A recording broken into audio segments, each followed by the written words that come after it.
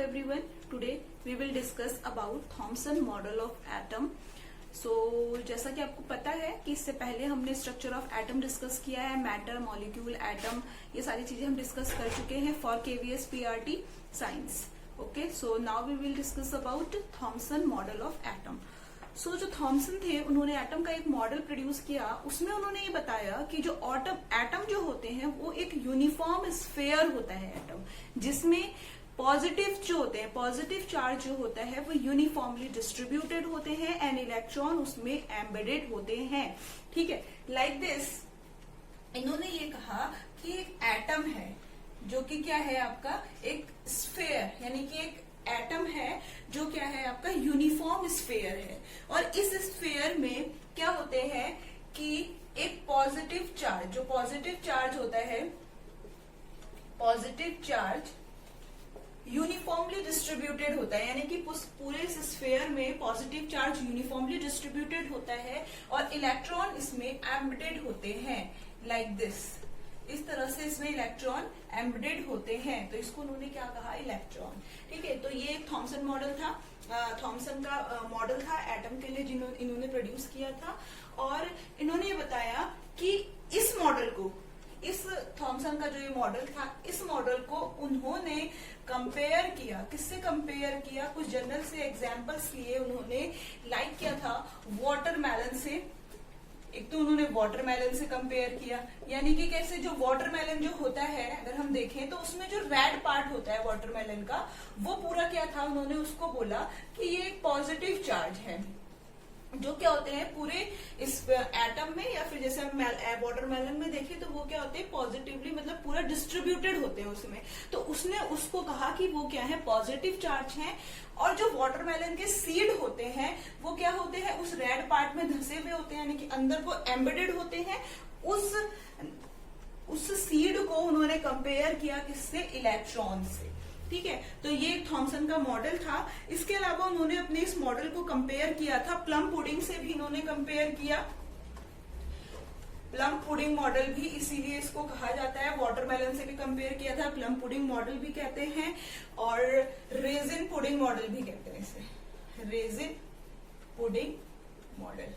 ठीक है, क्योंकि इन्होंने अपने इस मॉडल को, जिसमें इन्होंने इलेक्ट्रॉन और पॉजिटिव चार्ज की बात की थी, उन्होंने उस मॉडल को कंपेयर किया वाटरमेलन से, रेजिन से एंड प्लम पुडिंग मॉडल से. तो ये क्या था, एक थॉमसन का मॉडल था, Thompson model of atom.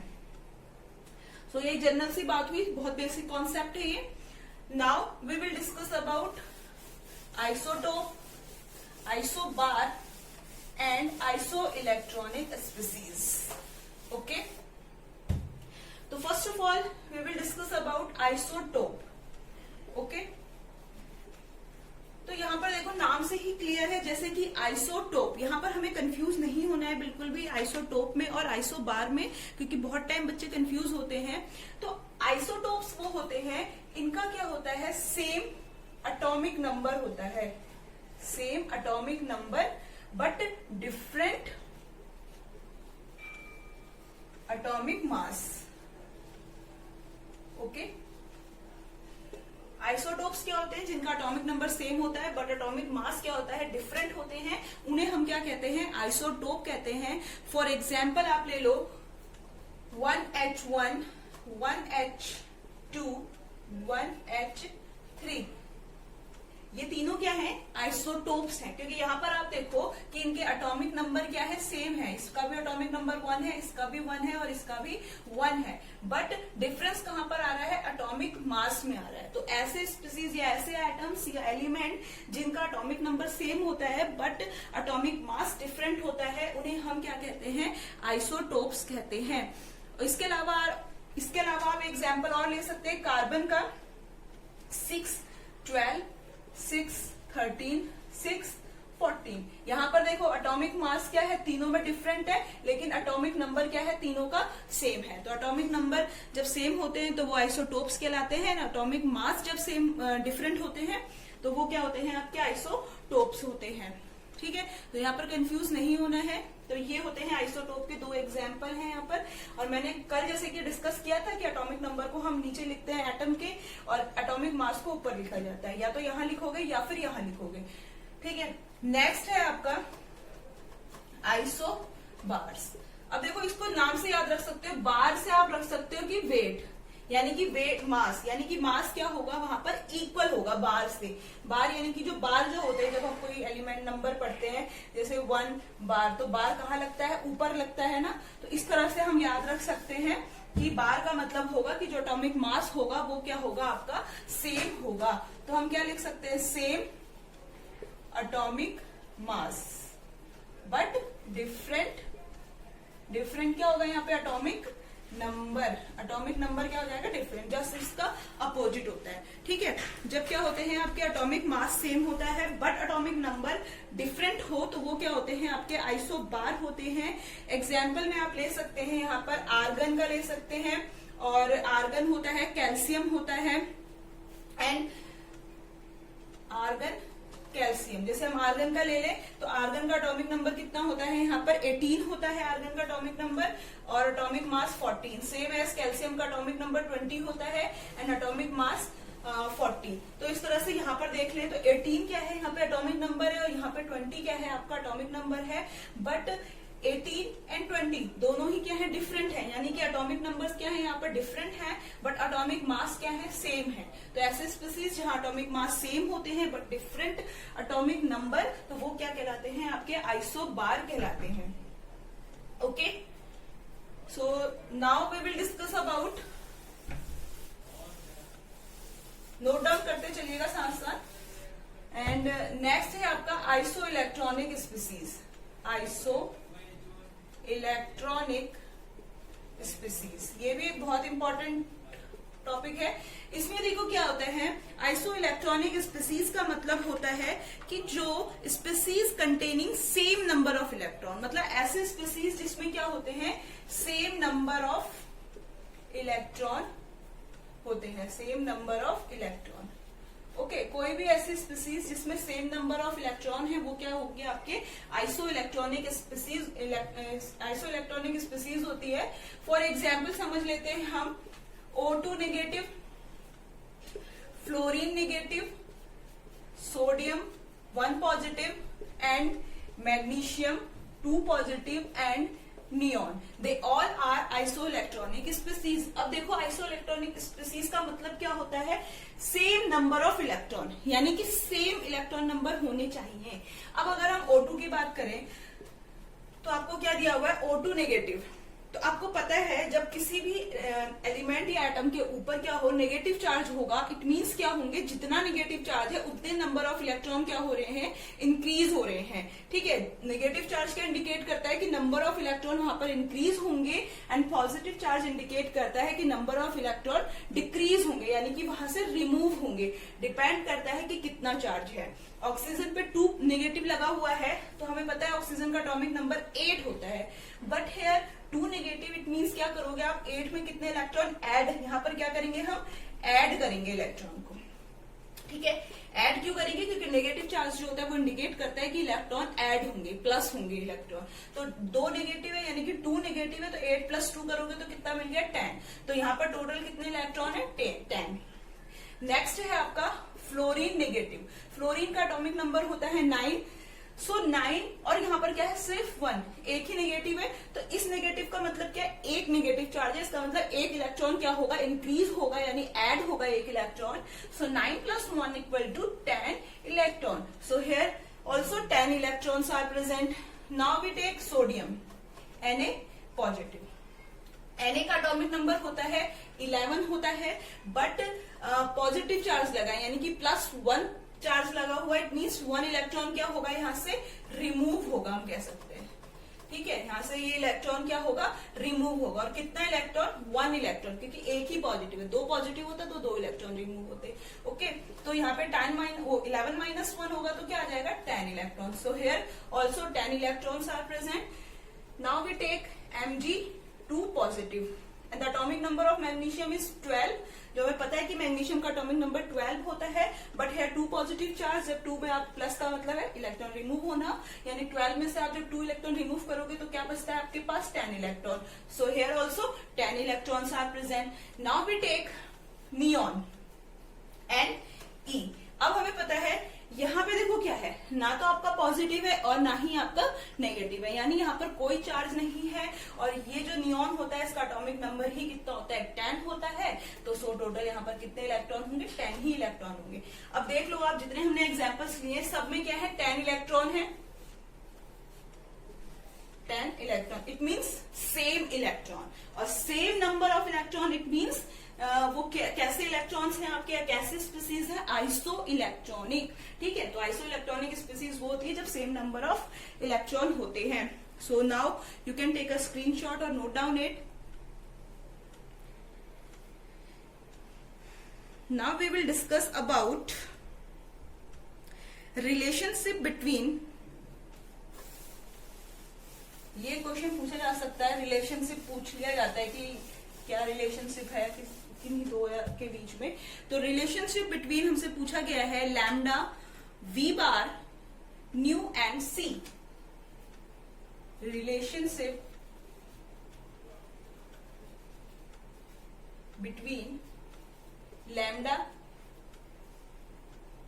We bar and nu and सी।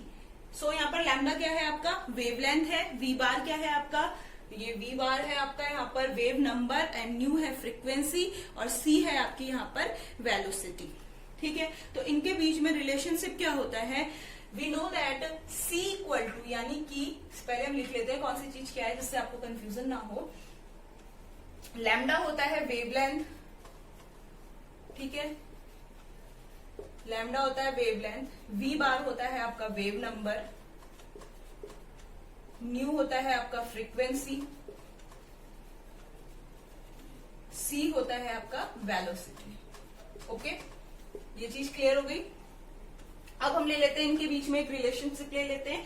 तो जो वेलोसिटी होती है, यानी वेलोसिटी इक्वल टू होता है वेवलेंथ इंटू फ्रीक्वेंसी, यानी वेलोसिटी आपकी C equal to lambda into new.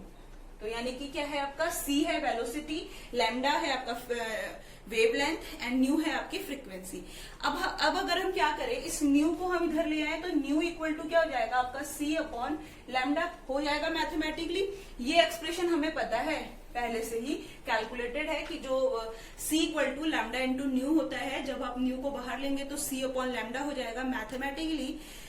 And we know that जो लैम्डा होता है, ठीक है, जो आपका लैम्डा होता है यानी कि 1 अपॉन लैम्डा जो होता है वो किसके इक्वल होता है, यानी कि वी बार जो होता है वो इक्वल होता है 1 अपॉन लैम्डा के। ये एक एक्सप्रेशन हमें पता है क्योंकि ये कैलकुलेटेड है कि जो वी बार है यानी वेव नंबर होते हैं वो 1 अपॉन लैम्डा के इक्वल होते हैं।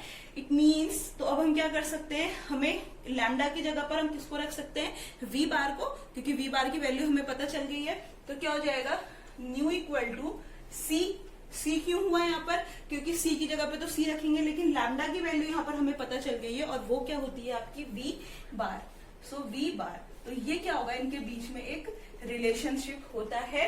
अगर ये क्वेश्चन आता है कि इनके और इनके बीच में क्या रिलेशनशिप है, या इसके और लैम्डा के बीच में क्या रिलेशनशिप है, तो आप यहाँ से ये रिलेशनशिप लिख सकते हैं। यहाँ पर न्यू आपकी क्या है, हमने बताया अभी आपको फ्रीक्वेंसी है, सी क्या है आपका वेलोसिटी, एंड वी बार क्या है आपका वेव नंबर। तो ये इनके बीच में रिलेशनशिप होता है। आई थिंक समझ में आ गया होगा। अगर डाउट हो तो कमेंट सेक्शन में आप पूछ सकते हैं। ठीक है, नाउ अब हम कुछ और इम्पोर्टेंट चीज ले लेते हैं, जैसे यूनिट होती है, यूनिट पूछी जाती है बहुत बार। अगर हम देखें इसमें वेवलेंथ जैसे दिया है, तो वेवलेंथ की यूनिट देखें तो हम क्या होती है, एंगस्ट्रॉम भी होती है, कहीं कहीं पे मीटर भी होती है। ठीक है, तो एंगस्ट्रॉम मीटर्स की यूनिट होती है, और भी होती है नैनोमीटर भी होती है इसकी यूनिट। ठीक है, अब अगर आपसे, तो अगर ये याद रखना, वेवलेंथ की यूनिट एंगस्ट्रॉम होती है, नैनोमीटर होती है, एंड नैनोमीटर एंड मीटर होती है। ठीक है, पिकोमीटर भी होती है वैसे। और वेलोसिटी की यूनिट तो सबको पता होगा, मीटर प्रति सेकंड इनवर्स होती है। ठीक है, मीटर पर सेकंड इनवर्स। और अगर वी बार की यूनिट कहें, यानी कि जो आपका वेव नंबर है, तो वो क्या होता है आपका एम इनवर्स होता है यहाँ पे। ठीक है, एंड नाउ क्या बचा आपका फ्रीक्वेंसी। तो फ्रीक्वेंसी की यूनिट होती है आपकी, ये यूनिट है, याद रखना। ठीक है, तो ये क्या है, ये यूनिट है सारी। ठीक है, और फ्रीक्वेंसी की अगर यूनिट पूछी जाए तो हर्ट्स होती है या फिर हर्ट्स या फिर क्या होती है आपकी सेकंड इनवर्स। ठीक है, तो ये सारी यूनिट याद रखना है, ये भी कुछ इंपॉर्टेंट चीजें हैं। फ्रीक्वेंसी और वेवलेंथ, वेलोसिटी एंड वी बार की unit most of the time पूछी जाती है, सो ये चीजें भी आप याद रखना है यहीं से। ठीक है, नेक्स्ट हम क्या करते हैं, एक न्यूमेरिकल डिस्कस कर लेते हैं जो पूछा जा सकता है। न्यूमेरिकल आते हैं एक्चुअली केवीएस पीआरटी में, इसे नोट डाउन कर लेना। अब हम एक एग्जाम्पल लेते हैं।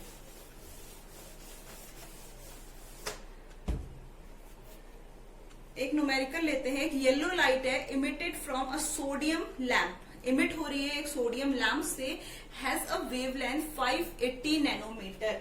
एक येलो लाइट है जो इमिट हो रही है किससे, सोडियम लैम्प से, उसकी जो वेवलेंथ है, वेवलेंथ यानी कि लैम्डा दी हुई है आपको 580 नैनोमीटर। ठीक है, अभी हमने बताया था कि वेवलेंथ की यूनिट क्या होती है, नैनोमीटर है, तो आपको वेवलेंथ दी हुई है 580 नैनोमीटर और कैलकुलेट करना है यहाँ पे आपको फ्रीक्वेंसी, यानी कि फ्रीक्वेंसी आपको कैलकुलेट करनी है एंड नेक्स्ट वन चीज करनी है आपको वेव नंबर।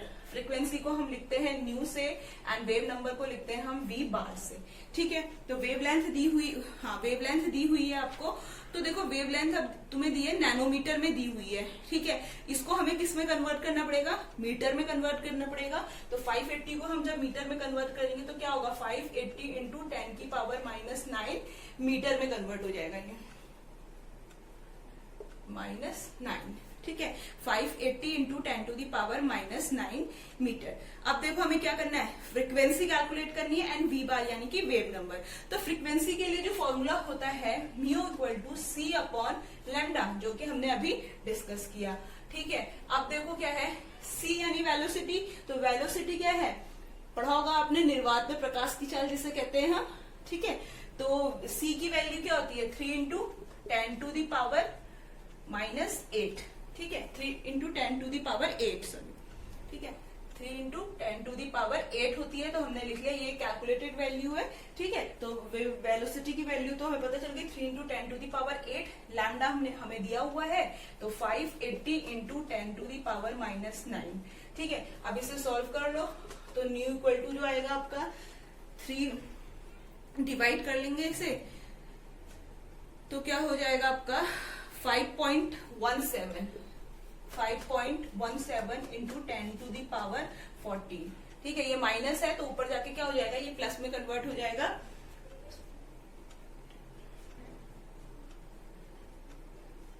ठीक है, तो ये आपका आ जाएगा, फ्रीक्वेंसी आ जाएगी यहाँ पर 5.17 into 10 to the power 14 second inverse. Next निकालना है आपको वी बार। तो वी बार के लिए फॉर्मूला क्या है, जो भी हमने रिलेशनशिप पुट किया था उसमें हमने वी बार देखा था कि वी बार इक्वल टू क्या होता है, 1 अपॉन लैम्डा होता है, 1 अपॉन लैम्डा। तो यहाँ तो कुछ है ही नहीं ज्यादा कुछ दिमाग लगाने वाली बात, 1 लिखो अपॉन लैम्डा की वैल्यू आपको पता ही है 580 इंटू 10 टू दी पावर -9, जो कि ऊपर गिवन है क्वेश्चन में। डिवाइड कर लो, डिवाइड करना सबको आता है, मेन हमारा पर्पस है कि हम कॉन्सेप्ट को समझे, डिवाइड तो सभी कर सकते हैं। ठीक है, 1.72 इंटू 10 टू दी पावर 6, तो डिवाइड में टाइम वेस्ट ना करके कॉन्सेप्ट पे फोकस करना है, तो ये आएगा आपका आंसर और ये आ गया आपकी फ्रीक्वेंसी। ठीक है, समझ में आया होगा, क्योंकि हमें क्या निकालना था भाई, फ्रीक्वेंसी निकालनी थी, तो सी अपॉन लैम्डा फॉर्मूला होता है। सी यानी कि आप वेलोसिटी रखो, लैम्डा की वैल्यू रखो, डिवाइड करके निकाल लो। ठीक है, और फिर वी बार निकालना था, तो वी बार यानी कि वेव नंबर, उसके लिए फॉर्मूला होता है 1 अपॉन लैम्डा। सीधा सीधा क्वेश्चन है, बस ये है कि ये समझ लो कि आपको यहाँ पे दो चीज कैलकुलेट करनी है बस। ठीक है, तो 1 upon lambda, 1 upon 580 into 10 to the power -9, because ये गिवन वैल्यू है, फिर उसे सॉल्व कर लेंगे तो आपका ये आंसर आ जाएगा। Now you can note down again. So आप इसे नोट डाउन कर लो। और आज के लिए इतना काफी है। नेक्स्ट वीडियो में हम एटॉमिक स्पेक्ट्रा और रेडियो एक्टिविटी के बारे में डिस्कस करेंगे। इफ आपको कोई डाउट हो या आपके कोई भी क्वेरीज हो तो आप कमेंट सेक्शन में लिख सकते हैं। और वीडियो पसंद आए तो लाइक शेयर एंड सब्सक्राइब जरूर करिएगा। ये जो आपके टॉपिक है फॉर केवीएस पीआरटी के लिए तो है ही, उसके साथ साथ 11th क्लास के लिए भी है, तो 11th क्लास के बच्चे भी इसे देख सकते हैं और अपने डाउट को क्लियर कर सकते हैं। So thank you.